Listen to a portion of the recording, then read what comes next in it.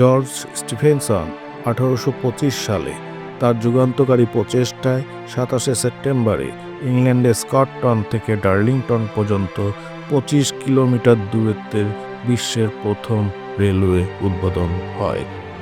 Locomotion নামে rail ইঞ্জিনে 450 জন যাত্রী নিয়ে জর্জ স্টিফেনসন নিজেই স্কটটন থেকে ডার্লিংটনের উদ্দেশ্যে রওনা দেন।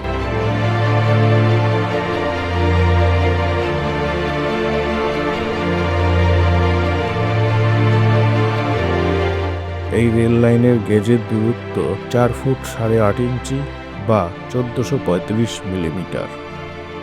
পরবর্তীতে ইংল্যান্ডের লিভারপুল ও ম্যানচেস্টার রেলওয়ে সার্ভিস চালু হয় 1830 সালে।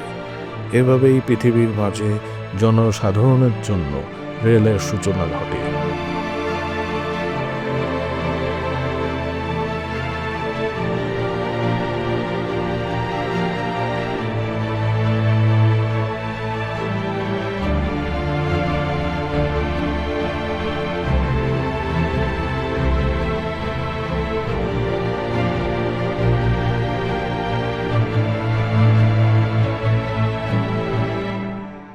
ভারতবর্ষে ব্রিটিশ ভারতের ভাইসরয় লর্ড ডালহৌসির হাত ধরে 1853 সালে গ্রেট ইন্ডিয়ার পেনিনসুলার রেলওয়ে নামক কোম্পানি কর্তৃক নির্মিত মুম্বাই থেকে থানে পর্যন্ত 33 কিলোমিটার দীর্ঘ রেল লাইনের উদ্বোধন হয়।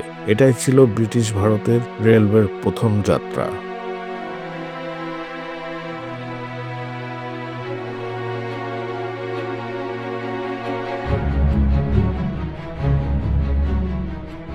বাংলায় প্রথম রেলপথ চালু হয় 1854 সালে পশ্চিমবঙ্গের হাওড়া থেকে হুগলি পর্যন্ত 38 কিলোমিটার রেলপথের উদ্বোধনের মাধ্যমে। 1874 সাল থেকে 1879 সালের মধ্যে নর্থ বেঙ্গল স্টেট রেলওয়ে নামে ব্রিটিশ সরকার 250 কিলোমিটার দীর্ঘ মিটার গেজ রেল লাইন স্থাপন করে। লাইনটি পদ্মার বাম তীর ঘেঁষে চিলহাটি হয়ে হিমালয়ের পাদদেশস্থ ভারতের শিলিগুড়ি পর্যন্ত বিস্তৃত।